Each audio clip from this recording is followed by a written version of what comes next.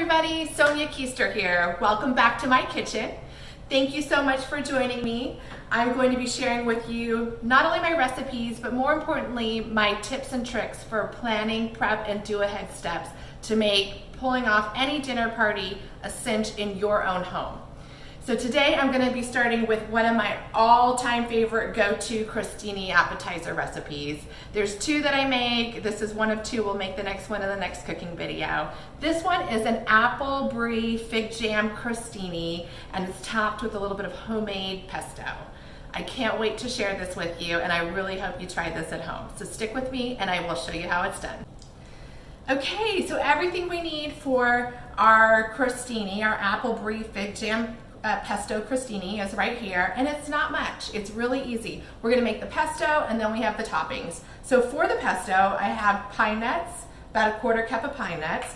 I have a fresh lemon that we're gonna squeeze. I have 1 clove of garlic. I have some grated Parmesan cheese, about 2 cups of fresh basil, very loosely packed. More basil the better, in my opinion. I like a little pinch of red pepper flakes. This is optional. Extra virgin olive oil, and salt and pepper. So that's going to be for our pesto. And then for our toppings, we have a little wedge of creamy brie, whatever kind of brie you like, some fig jam, 1 crunchy green apple, and then some salt and pepper. And that's it. So let's get started. I do have a food processor out. I feel like that's the easiest way to make the pesto. And then I also have a sheet pan of a couple slices of bread for crostini. I'm using ciabatta bread, whatever kind you like, sourdough, rustic loaf, whatever kind of bread. It's basically just toasting it on 325, drizzled with a little olive oil, and until your edges are golden brown. All right, well, let's get started on our pesto. So I love making pesto, and there's so many different variations. I say start with the basic, and once you have mastered that, then move on to get a little fancier or to switch it up a bit. So today we are making a classic pesto, which is the pine nuts basil version. I also like to switch out the nuts and use walnuts instead of pine nuts sometimes. And then I will even add a little pinch of blue cheese to the regular pesto. So I'll have Parmesan and blue cheese in the pesto. And that makes a really nice flavor combination, especially with the walnuts.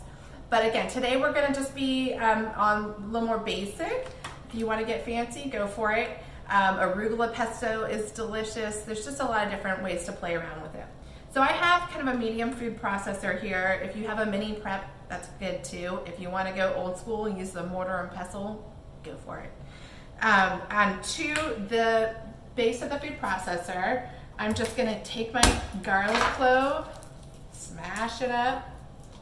Here we go. Just throw it right in there. And I'm gonna throw the pine nuts in there too. Again, I have about 1/4 cup of pine nuts, 1 clove of garlic. And I like to get those going first to get that garlic nicely chopped. So I'm gonna give it a few pulses. Just break it up. Okay, it's not into a paste, it's just a few pulses. And then I'm just gonna add the rest of my ingredients right in here. Again, I have about 2 cups of my fresh basil. The only thing I'm not adding in the very beginning is the olive oil. You stream that in the end. And then, I don't know if you've seen these, but I love this little, it has a nice sharp point on it. It gets the lemon juiced really nicely. So I'm gonna start with about 1/2 lemon. You can always add more later. Mine's a pretty good sized lemon. Work it. This is my workout. Okay, so that looks like a couple tablespoons, maybe 2 of lemon juice. And then I'm gonna add I think I'm gonna do 1/2 cup of Parmesan. With cheese, it's always best if you grate it yourself because grated cheese has stabilizers in it. But I didn't have any fresh Parmesan, so I am using store-bought already grated Parmesan. It'll be just fine, but if you want to up it a notch, grate your own. And then I'm going to add I have this cute little salt holder, and this is about 1/4 teaspoon, so I'm going to add a little less than 1/2 teaspoon of salt. Oops. I almost forgot my red pepper flakes. For me, I like this little pinch of red pepper flakes. It's not much, 1/4 teaspoon at the most. There we go. I'm gonna pulse this just to get everything browned together. My basil's now chopped up.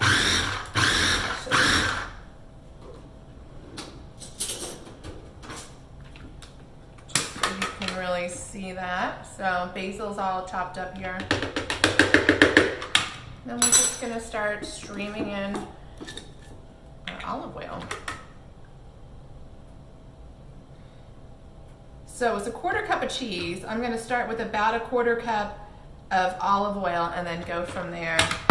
You want just enough to bring your pesto together, but it's really about the basil.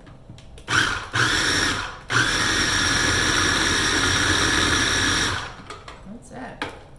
Okay, I like my pesto thick, and especially for a crostini where you're gonna be putting the pesto on top of the apple, you don't want it running all over the plate. So I'd say somewhere between a 1/4 cup to a 1/2 cup is good. And you can see mine is pretty thick.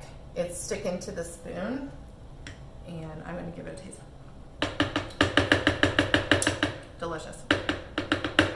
All right, pesto is done.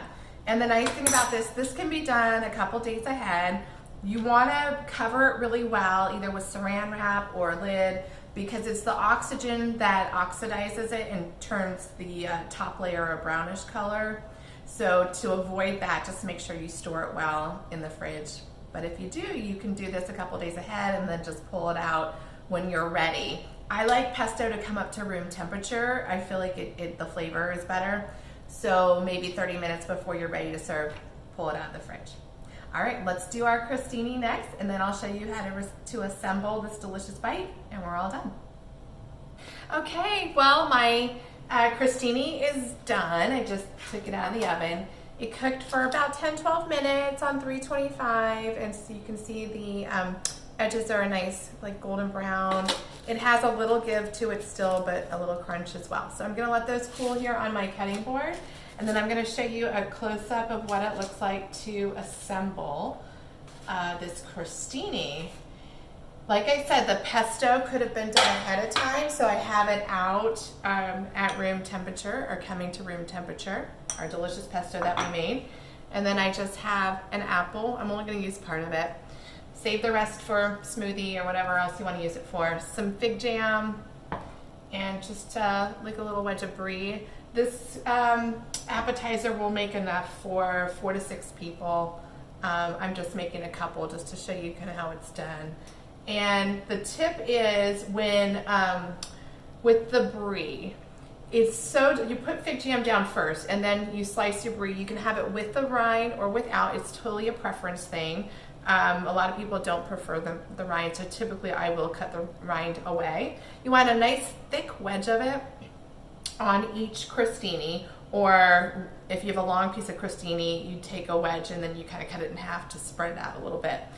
It's super yummy if you want to put it back in the oven and have just the fig jam and the brie, put it back in the oven for just a couple minutes to get the brie a little melty, and then pull it out and then finish it with the apple slices and the pesto.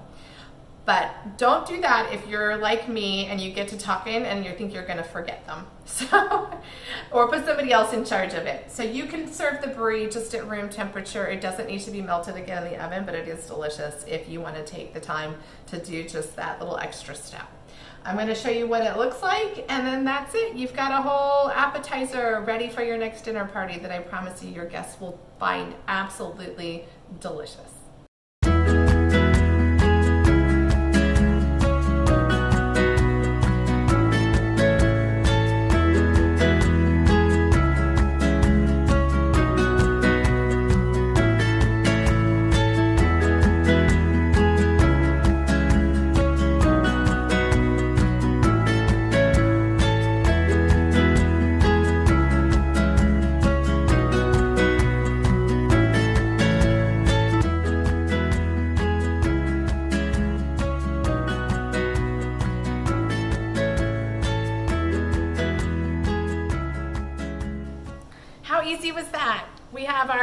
Crostini all assembled. How beautiful are those? They're just the perfect little appetizer or for a wine and cheese party. I really love these.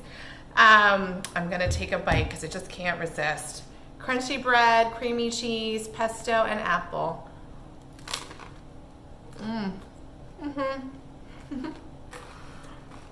So good. Well, I hope you join me next time.